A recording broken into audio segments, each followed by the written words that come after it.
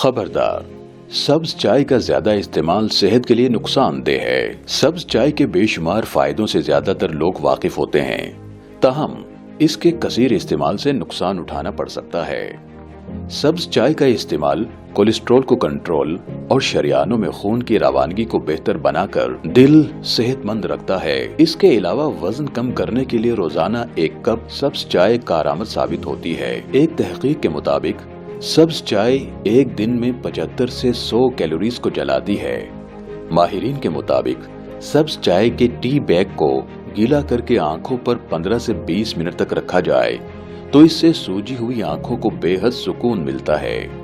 चाय की तरह सब्ज चाय में भी कैफीन पाई जाती है, जिसका ज्यादा इस्तेमाल इंसानी सेहत को नुकसान पहुंचा सकता है।